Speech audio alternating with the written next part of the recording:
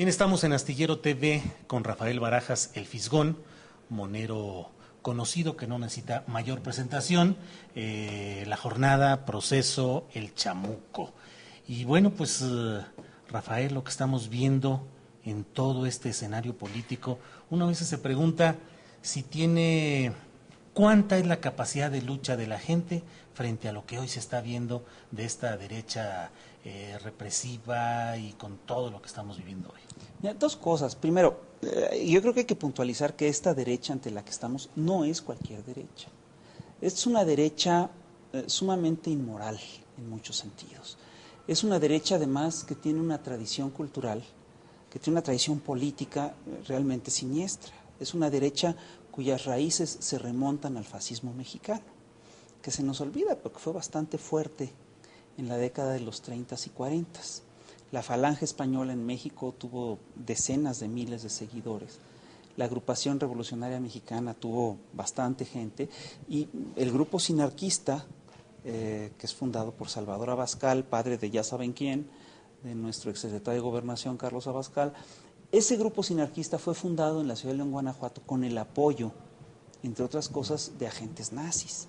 Entonces, no es cualquier derecha. El Yunque representa esta ultraderecha clerical, radical, inflexible, ciega, ceñida a dogmas religiosos, que busca remontar al país a los tiempos de la colonia. En la colonia aquí trataron de hacer el verdadero reino de Dios en la tierra, y el Yunque sigue en esta lógica. Ellos plantean restablecer en estas tierras el verdadero reino de Dios, lo cual es un eufemismo para decir un régimen cerrado y dogmático. Eso es lo que quieren establecer, ¿no? Entonces, sí es una derecha muy cerrada, pero además es una derecha que está muy vinculada a grupos empresariales voraces, ¿no? Es decir, esta historia que nos vendieron de que el neoliberalismo era la libre competencia, que resultó ser pura mentira. Es decir, hace 25 años cuando echaron a andar el proyecto, todavía les podríamos creer en algo. Pero ya tenemos 25 años de este proyecto, ya sabemos cómo funciona, ya sabemos qué es esto, no es otra cosa. Los neoliberales ortodoxos dicen que no se avanza más porque no se tienen más, porque no se han hecho las reformas más profundas que se tienen que hacer. No es cierto, se han hecho reformas muy profundas, ¿no? Y ya vemos lo que ha logrado el modelo, es decir, ha hecho crecer de manera considerable el número de pobres en este país, ha provocado una concentración brutal de la riqueza en unas cuantas manos. Entonces, estamos ante un régimen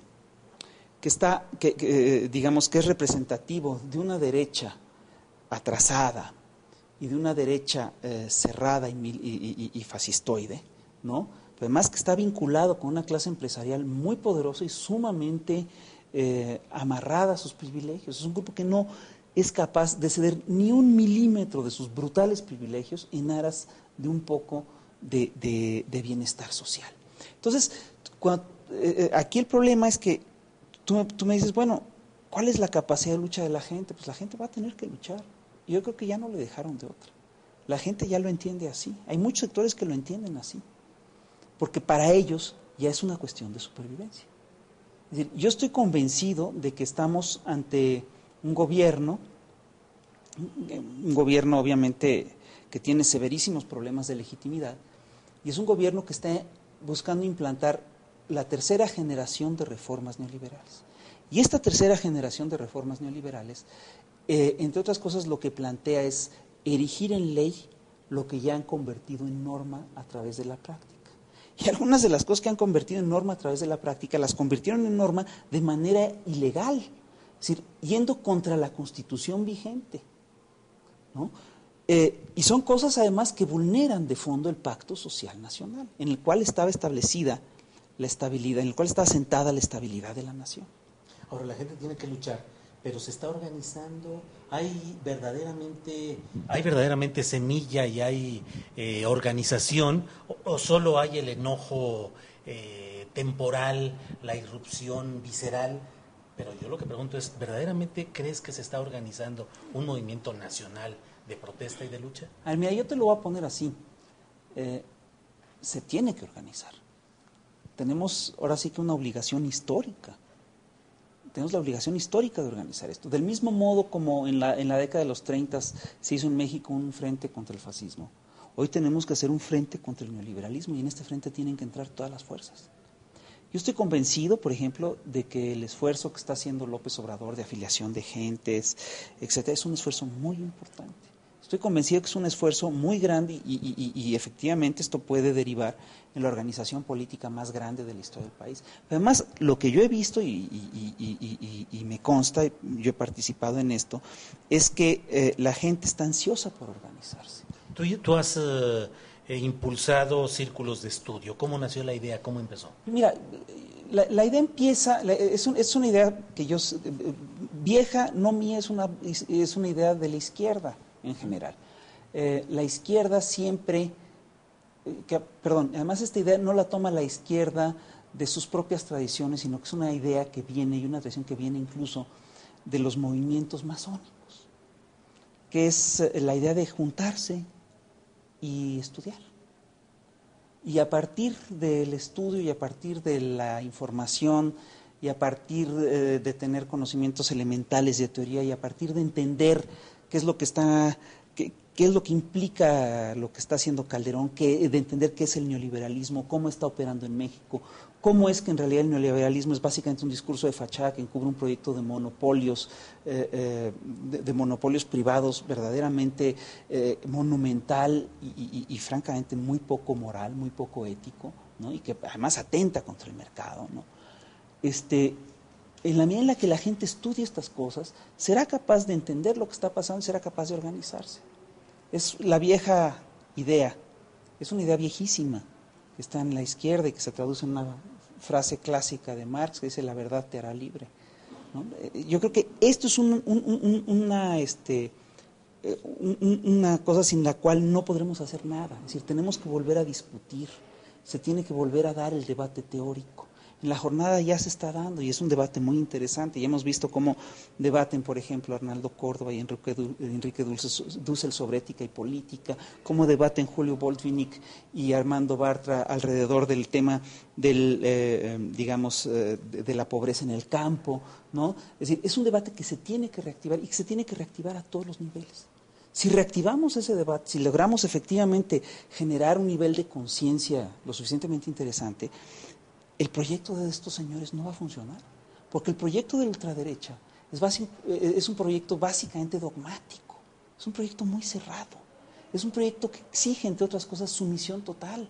Recordemos siempre que el lema del Yunque es: el que obedece no se equivoca. Entonces, este es un proyecto cerrado.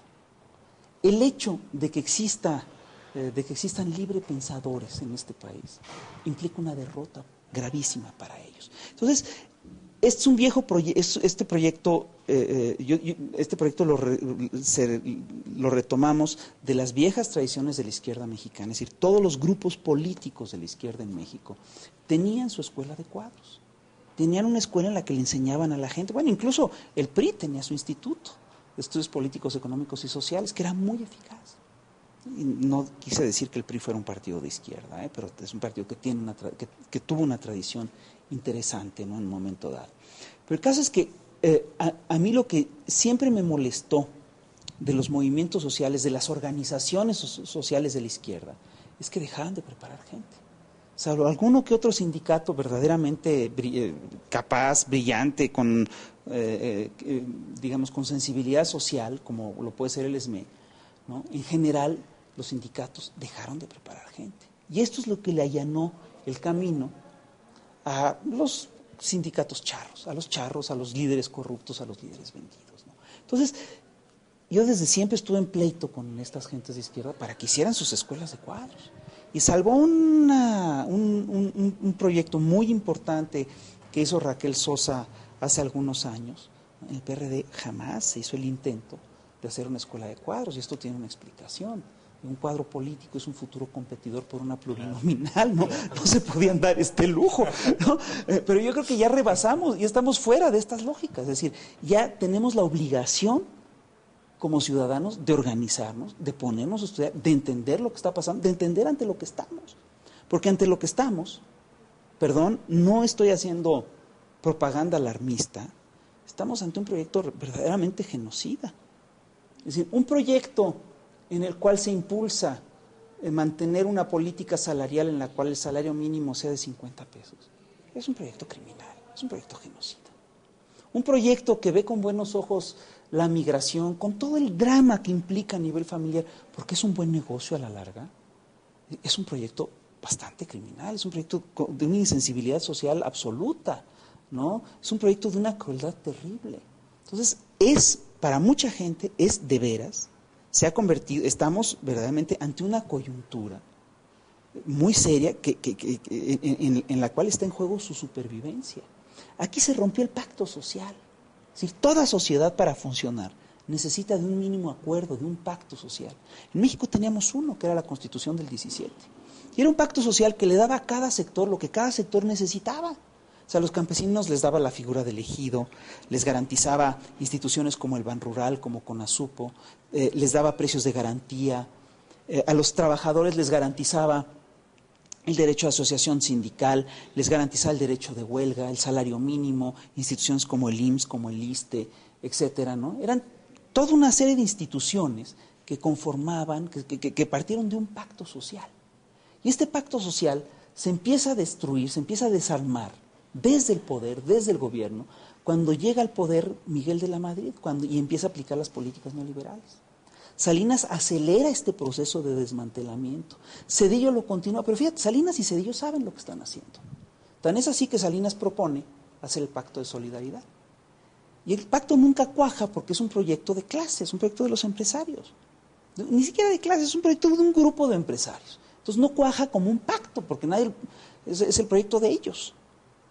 Y es un proyecto además que se pacta en la Secretaría del Trabajo entre empresarios, un gobierno proempresarial y líderes sindicales vendidos a los empresarios, ¿no?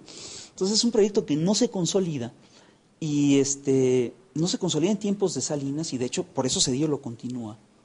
Y cuando llega Fox se establece como en el ambiente general la idea de que la democracia es una suerte de pacto social, que nos va a permitir decidir cada X tiempo, cada 6 años, cómo nos vamos a gobernar. Bueno, ¿y qué haces con ese pacto social cuando hay un fraude electoral? O sea, el pacto se fue al caño, se acabó el pacto social. ¿Y por qué nos lo están sustituyendo? Nos lo están sustituyendo estrictamente por las reglas del mercado. Y eso no es un pacto social. Estamos ante una oligarquía que es verdaderamente cerrada, que es verdaderamente inculta y que tiene una nula sensibilidad social. Yo creo que así como médicamente se puede establecer que existe el cretinismo intelectual, deberíamos establecer que existe una suerte de cretinismo moral, de cretinismo ético. Y estos señores lo padecen en grado extremo.